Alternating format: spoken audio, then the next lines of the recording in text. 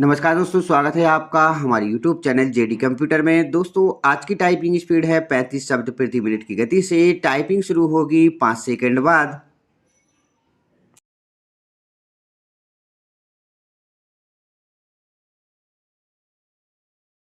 Start. किंतु प्रकरण के अवलोकन से यह भी प्रकट है कि वादी ने उक्त वाद 2015 में पेश किया था तथा वादी के द्वारा उसके पश्चात प्रतिवादी गण के विरुद्ध वादग्रस्त भूमि विक्रय नहीं करने की सहायता हेतु उक्त आवेदन पत्र 2017 में पेश किया है। Full stop. वादी का ऐसा भी कहना नहीं है कि प्रतिवादी के द्वारा वाद प्रस्तुत दिनांक से 2017 के मध्य में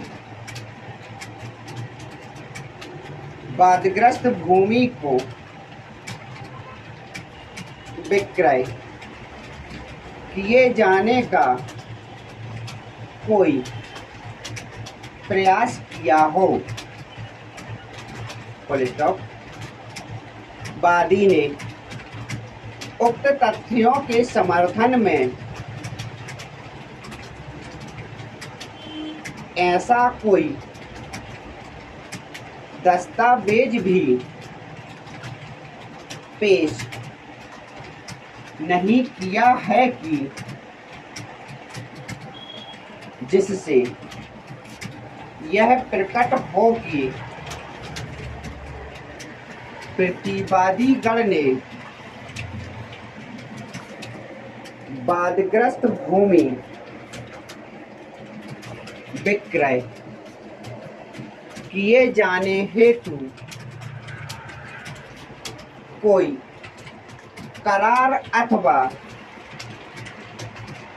दस्तावेज निष्पादित किया हो। Full stop. अतः प्रकरण में यह नहीं माना जा सकता है कि प्रतिवादी गण वादग्रस्त भूमि को विक्रय करने पर आमादा हो। Full stop. अतः वादी का वाद प्रथम दृष्टया होना नहीं पाया जाता है। Full stop. वादी ने यह भी अभिवचन किया कि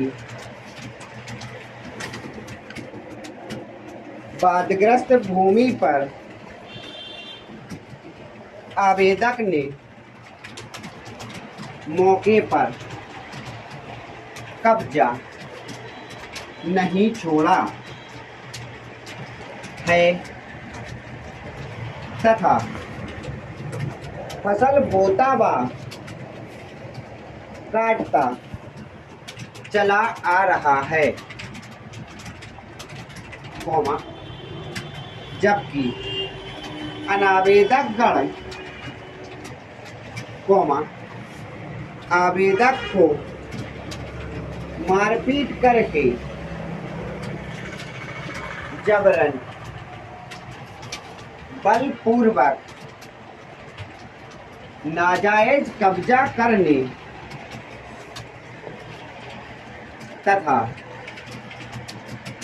बाढ़ग्रस्त भूमि को विक्रय करने की धमकियां देते चले आ रहे हैं। Full stop. यदि प्रतिवादी गण के द्वारा वादी को उक्त किसी प्रकार की कोई धमकी दी गई थी तो वादी ने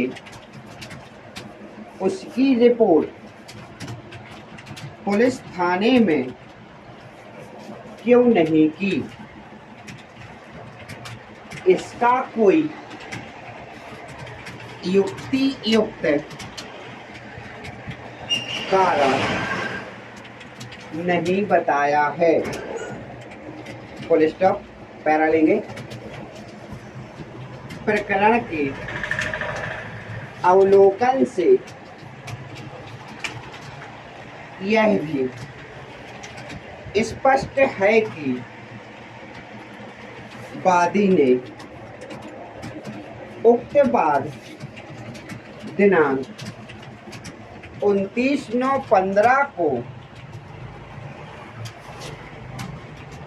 प्रस्तुत किया था। उसके पश्चात दिनांक 18/5/2017 को लगभग 2 वर्ष पश्चात वादी ने आवेदन पत्र अंतर्गत आदेश 39 नियम 1/2 CPC का आवेदन पत्र प्रस्तुत किया था। Full stop. किंतु आज दिनांक तक लगभग 2 वर्ष के अंतराल में प्रतिवादी गण के द्वारा वादग्रस्त भूमि को विक्रय किया गया हो अथवा वादग्रस्त भूमि विक्रय करने का कोई प्रयास किया हो, ऐसी कोई साक्ष्य अभिलेख पर नहीं है। Full stop. पैरा लेंगे। यदि वादग्रस्त भूमि के संबंध में वादी के पक्ष में तथा प्रतिवादी गण के विरुद्ध अस्थायी निषेधाज्ञा जारी की गई तो निश्चित रूप से वादी की अपेक्षा प्रतिवादी गण को ही अत्यधिक असुविधा होगी। Full stop. इस प्रकार सुविधा का संतुलन भी वादी के पक्ष में नहीं है। Full stop. साथ ही प्रतिवादी गण के विरुद्ध अस्थायी निषेधाज्ञा जारी नहीं किए जाने की दशा में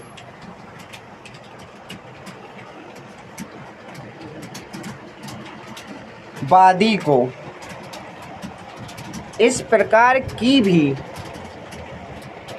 कोई अपूरणीय क्षति कारित होना दर्शित नहीं है, जिसकी पूर्ति द्रव्य में किया जाना संभव ना हो। Full stop. परिणामतः वादी सुविधा का संतुलन एवं अपूरणीय क्षति कारित होने का बिंदु भी प्रमाणित करने में असफल रहा है। Full stop. स्टॉप।